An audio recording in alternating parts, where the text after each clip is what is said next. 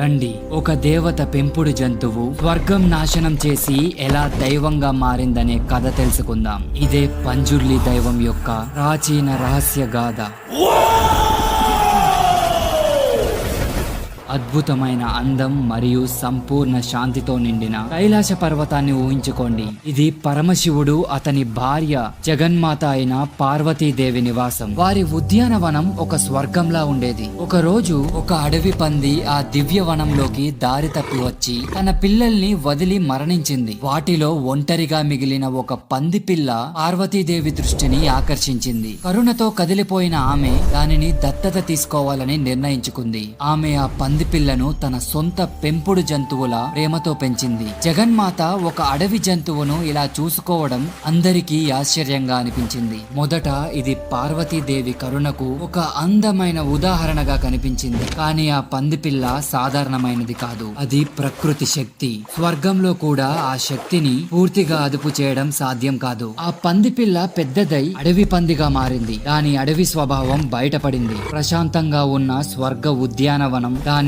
ఆట స్థలంగా మారింది. పదునైన కోరలతో అది తవ్వడం, చీల్చడం మరియు నాశనం చేయడం ప్రారంభించింది. దివ్య పుష్పాలు నేల నుండి పికిలించబడ్డాయి. పవిత్ర వృక్షాలు గాయపరచబడి నాశనం చేయబడ్డాయి. స్వర్గం యొక్క సంపూర్ణ సౌందర్యం చిందరవందరగా మారింది. సరదాగా మొదలైన అల్లరి పూర్తి స్థాయి విధ్వంసంగా మారింది. పార్వతి దత్తత తీసుకున్న ఆ ముద్దుల ప్రాణి ఇప్పుడు ఒక భయంకరమైన మృగంగా మారింది. దాని అడవి స్వభావం దాని దైవిక పెంపకాన్ని అధిగమించింది. ఇతర దేవతలు భయభ్రాంతులకు గురయ్యారు. పైగా ఇది ఏదో ఒక తోట కాదు, ఇది సాక్షాత్తు పరమశివుని పవిత్ర స్థలం. ఇక్కడ ప్రతి మొక్క దైవికమైనది. ఆ పంది ప్రవర్తన ఒక పెద్ద సమస్యగా, విశ్వక్రమానికి భంగం కలిగించేదిగా మారింది. పార్వతీదేవి ప్రేమ వల్ల ఆ గందరగోళం ఆమెకు కనబడలేదు. కానీ విశ్వాలను తన నాట్యంతో నాశనం చేయగల శివుడు తన పవిత్రమైన ఉద్యానవనానికి జరిగిన నష్టాన్ని చూసినప్పుడు ఆయన ప్రసిద్ధ కోపం ప్రజ్వరిల్లింది. తన స్వర్గం నాశనమై ఉండడం చూసి ఆయన ఆ పందిని నాశనం చేయాలని నిర్ణయించుకున్నాడు. తరువాత ఏమైందనేది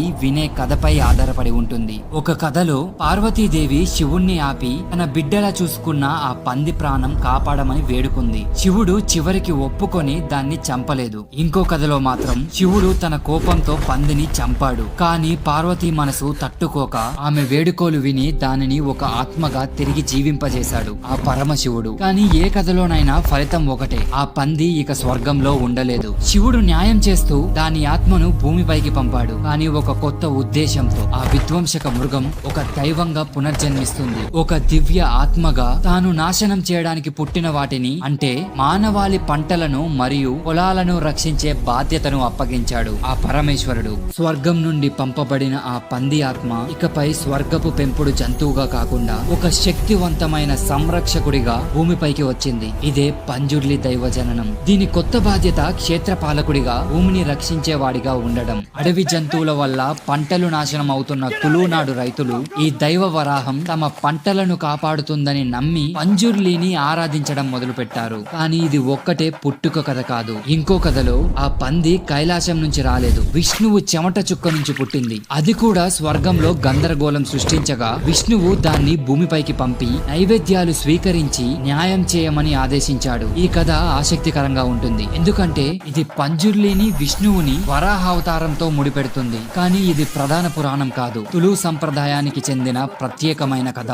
మన హిందూ పురాణాల్లో ఎక్కడా ఉండదు. శివుని తీర్పుతో పుట్టిన, విష్ణువు శక్తితో పుట్టిన పంజుర్లి యొక్క విధి మాత్రం ఒక్కటే, భూమిపై ఒక రక్షక దైవంగా ఉండటం. పంజుర్లి కొత్త బాధ్యత తీసుకున్నా కూడా తనలోని అడవి స్వభావం ఎప్పటికీ పోలేదు. అందుకే దీనిలో ఒక రహస్యం ఉంది. తన భక్తులకు ఇది దయగల రక్షకుడు, కానీ లోపల మాత్రం ఒక భయంకరమైన అడవి హృదయం ఉంది. ఆ భయంకరమైన హృదయాన్ని ఎదుర్కోవడానికి ఇంకో శక్తి కావాలి. అదే గులిగ అనే భయంకర ఆత్మ.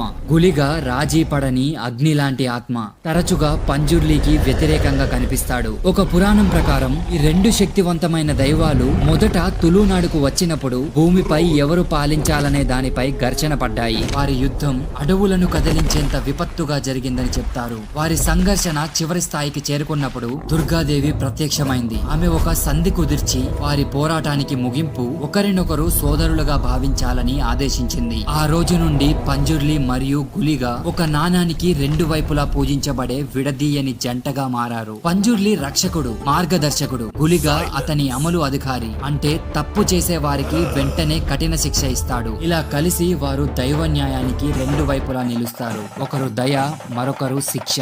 పంజుర్లి గులిగ కథ కేవలం పాతపుర ఆచారాల్లో ఒకటి. ప్రతి సంవత్సరం డిసెంబర్ నుండి మే వరకు జరిగే ఈ రాత్రివేళ పండుగలో దైవం ఈ ఆచారాన్ని నాలికే, పరవ లేదా పంబడ వర్గాలకు చెందిన కళాకారులు నిర్వహిస్తారు. వాళ్ళు గంటల తరబడి ఆకులు అలాగే సిల్వర్ ఆభరణాలు ధరిస్తారు. గగ్గరా అని పిలిచే గజ్జెలు వేసుకొని నృత్యం చేస్తారు. వారు వేసే ప్రతి వేడుక మొదలయ్యాక పూజారి ఈ పంజుర్లి వేడుక కథను చెప్తాడు. దీంతో సమానంగా ఆర్టిస్టులు నృత్యం చేస్తూ ఉంటారు. అలా చేస్తున్నప్పుడు ఆ వేషం ధరించిన ఆర్టిస్టులు ఉంటారు కదా, వాళ్ళు శివరైపోతూ ఉంటారు. వారిలో ఎన్నో మార్పులు వస్తాయి. గొంతు ఈ స్థితిలో గ్రామస్తులు తమ సమస్యల్ని, అంటే భూమి తగాదాలు, కుటుంబ కలహాలు, అనారోగ్యాలు, ఇలా ఈ ఇష్యూస్ అన్ని అతని ముందు పెడతారు. వాటికి దైవం తీర్పు చెప్తుంది, ఆశీర్వాదం కూడా ఇస్తుంది. అండ్ ఇంకోటి ఏంటంటే ఆ దైవం ఇచ్చిన తీర్పే చివరి మాటగా పరిగణ. అక్కడ ఉన్న యూత్ అంతా జాబ్స్ కి వెళ్ళినా కరెక్ట్ గా ఈ టైం కి గ్రామానికి వచ్చి బూత్ కోలా చూస్తారు. కానీ ఈ సంప్రదాయం గురించి తెలుసుకున్నారు. సో ఫైనల్ గా Panjurli protector of nature. And ఇంకా ఈ వీడియోని లైక్ చేయకుండా ఉంటే లైక్ చేయండి. అండ్ మన ఛానల్ ని సబ్స్క్రైబ్ చేయకుండా ఉంటే సబ్స్క్రైబ్ చేసి పక్కనే ఉన్న బెల్ ఐకాన్ ని క్లిక్ చేయండి. అండ్ ఈ వీడియో ఎలా అనిపించిందో కూడా కామెంట్ చేయండి. నెక్స్ట్ వీడియోలో కలుసుకుందాం.